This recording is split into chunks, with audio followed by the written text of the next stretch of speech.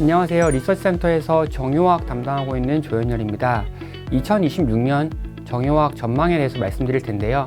한마디로 요약하면 가치주의 역습이라고 평할 수 있습니다.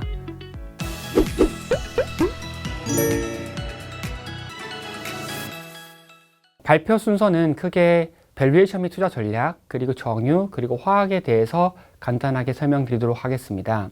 밸류에이션 및 투자 전략인데요.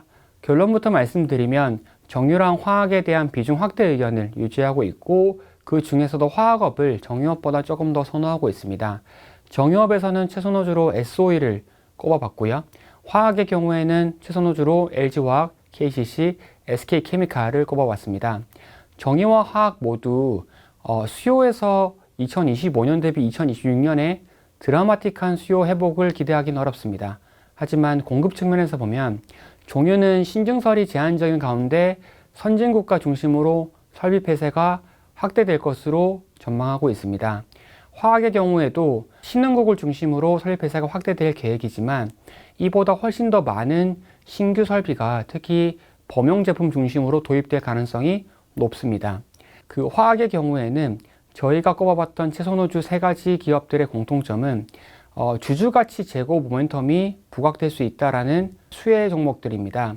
주주가치 제고 모멘텀은 추후에 세 가지 관점에서 설명드리도록 하겠습니다.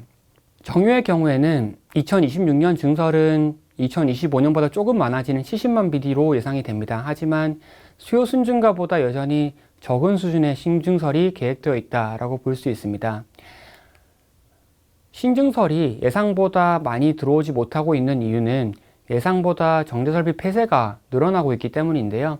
2024년, 2025년 둘 다 설비 폐쇄가 확대되고 있습니다. 특히 2022년과 3년에는 중국과 기타 국가 중심으로 폐쇄가 진행되었다면 2024년과 2025년은 유럽과 미국을 중심으로 폐쇄가 확대되고 있습니다. 특히 유럽과 미국의 노후 설비들이 친환경 설비, 대표적으로 바이오 디젤 설비로 전환되면서 폐쇄가 확대되고 있습니다.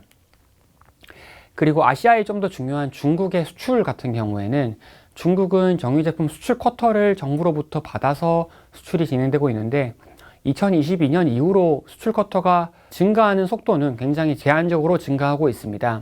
이렇게 되는 이유가 중국 정부는 탄소 배출량이 많은 정유 산업에 대해서 수출까지 부양하고 싶은 생각은 없습니다. 왜냐하면 탄소 중립 2060을 맞추기 위해서 탄소 배출량 많은 산업들은 내수 수요 충족에만 집중하기를 원하고 있기 때문입니다. 그러다 보니까 수출에 대한 유인책을 감축시키면서 우측 차트에서 보시는 것처럼 수출 쿼터도 100% 소진하지 못하고 있는 상황들이 2년 연속 이어지고 있고, 이에 따라서 향후의 수출 쿼터는 오히려 감소될 가능성이 있다라고 보고 있습니다.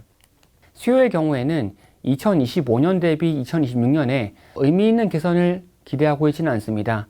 EIA, IEA, OPEC 모두 다 2025년과 비슷한 수준의 수요 순증가를 예상하고 있고요. 하지만 한국의 입장에서는 일부 경쟁 국가의 수요 감소에 따른 대체 수요 증가가 기대됩니다. 대표적으로 EU가 러시아에 대한 제재를 좀 더 강화하다 보니까 여기서 대체 수요가 발생할 것 같은데요. EU 같은 경우에는 러시아산 원유랑 정유 제품에 대한 수입을 현재 금지한 상황이지만 러시아산 원유를 제3국가로 가져가서 정제 처리한 다음에 EU로 수출하는 물량들은 꾸준히 나오고 있습니다. 그게 대표적으로 인도, 터키, 중국인데 EU는 내년 1월부터 이런 제3국에서 정제된 러시아산 원유를 활용한 정유 제품의 수입도 금지한다고 발표했습니다. 그러다 보니까 인도, 터키, 중국으로부터의 수입을 줄이고 사우디아라비아 및 한국 등 대체 지역에서의 수요를 늘리고 있는 상황이 조금씩 발생하고 있고, 내년에는 좀 더 확대될 것으로 예상하고 있습니다.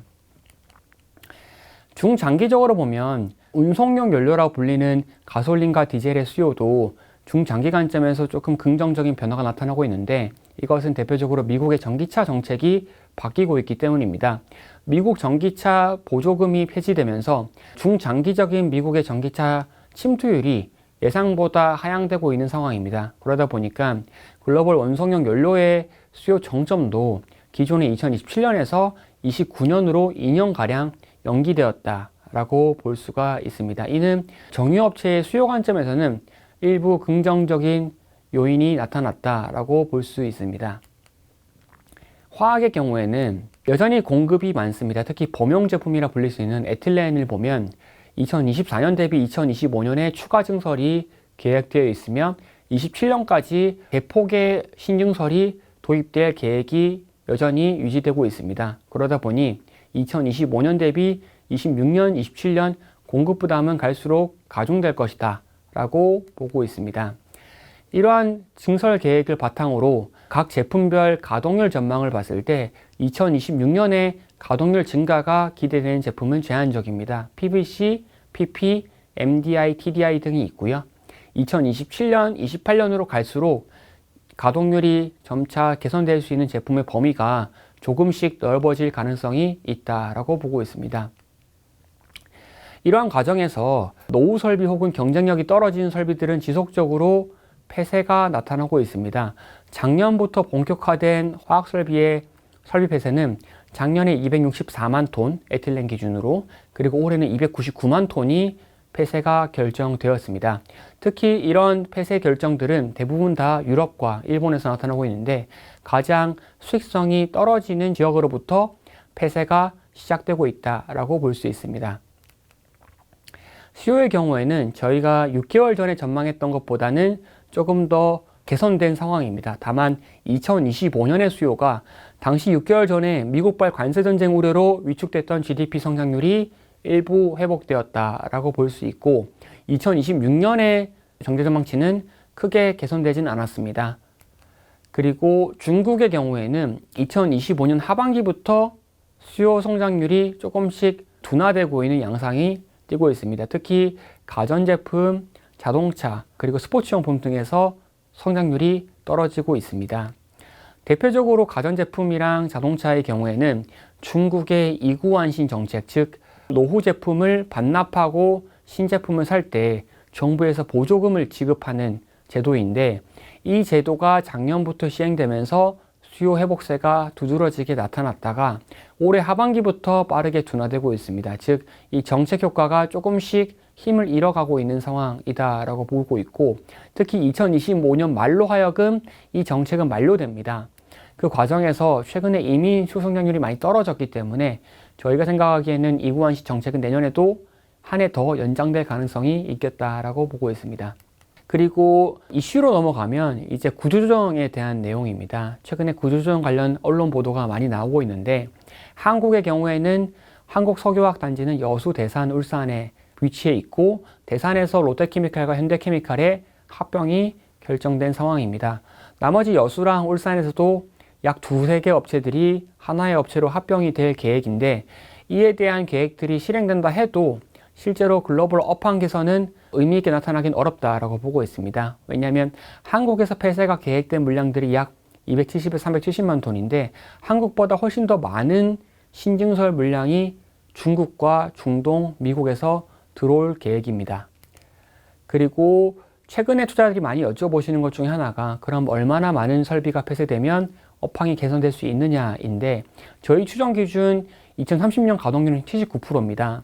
그리고 과거 2021년 호황기가 86%, 2018년 호황기가 90%인데 이 가동률까지 올라가기 위해서는 약 2198만 톤, 그리고 3337만 톤의 설비 폐쇄가 추가적으로 발생해야 됩니다. 즉 5년간 이 정도의 설비 폐쇄는 연평균으로 각각 440만 톤, 그리고 670만 톤에 가까운 설비 폐쇄가 나타나야 되기 때문에 현재 일어나고 있는 설비 폐쇄보다 최소 50%에서 많으면 100%까지 더 많은 물량들의 폐쇄가 나타날 필요가 있겠다라고 볼 수가 있습니다.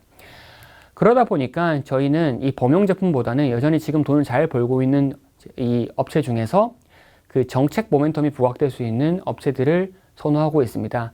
특히 주주가치 제고 모멘텀은 크게 세 가지 관점에서 나타날 수 있다고 보고 있는데 첫 번째는 자사주 비중이 높은 업체들, 대표적으로 KCC랑 금호석유화학이 있고 두 번째로는 자기 시가총액 대비 보유 투자자산의 가치가 커진 업체들입니다. 대표적으로 KCC가 지금 보유한 투자자산이 약 5조 원, KCC의 시가총액이 3.5조 원이기 때문에 이 KCC가 이런 관점에서도 자산가치 모멘텀이 부각될 수 있습니다. 그리고 마지막으로는 지주회사가 아니면서 상장 자회사를 보유한 업체인데요. 대표적으로 LG화학과 SK케미칼입니다. 각각 LG엔솔과 SK바이오사이언스에 대한 지분 매각의 기대감들이 해당 자산들의 가치 할인율을 축소시킬 수 있을 것이다 라고 보고 있습니다.